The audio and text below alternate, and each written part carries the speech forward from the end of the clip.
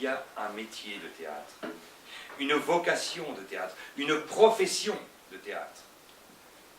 Il n'y a que le théâtre qui nourrisse, qui fortifie. C'est-à-dire où l'on ne gagne pas matériellement sa vie, mais où l'on peut s'enrichir de valeurs morales, professionnelles, que le cinéma ne peut aujourd'hui ni offrir, ni donner. Tu es mon ami parce que tu vas faire du théâtre. Il y a des propos qu'on ne peut tenir qu'en amitié.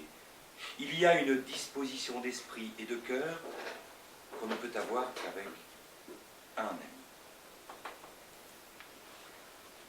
L'acteur va paraître en scène, au milieu, au fond de la scène, dans un silence préparé, étonnant. Il est paré, maquillé, mais reconnaissable, dans un magnifique costume. Et 1 millier d'yeux le contemplent. Il va parler.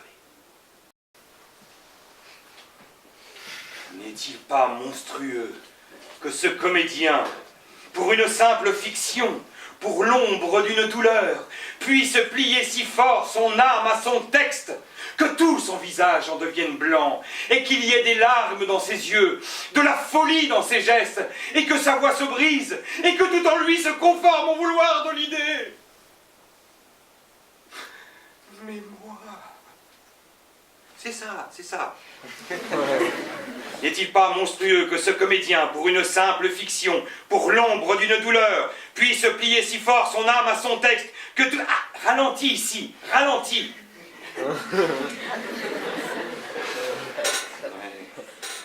N'est-il pas monstrueux que ce comédien, pour une simple fiction, pour l'ombre d'une douleur, puisse plier si fort son âme à son texte, que tout son visage en devienne blanc, et qu'il y ait des larmes dans ses yeux, de la folie dans ses gestes, et que sa voix se brise, et que tout en lui se conforme au vouloir de l'idée?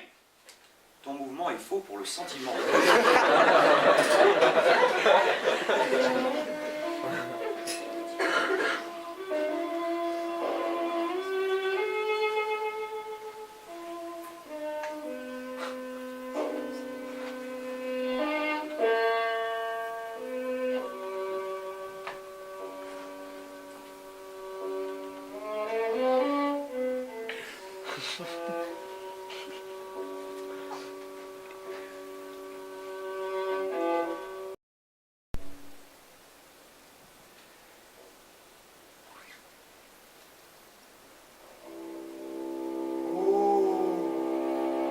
Noble et cher Oedipe, dans le lit nuptial, père et fils entrent au même port, terrible.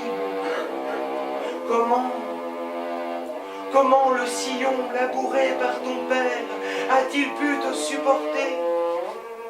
Oh, infortuné, en silence si longtemps, il t'a trouvé malgré toi, le temps qui voit tout.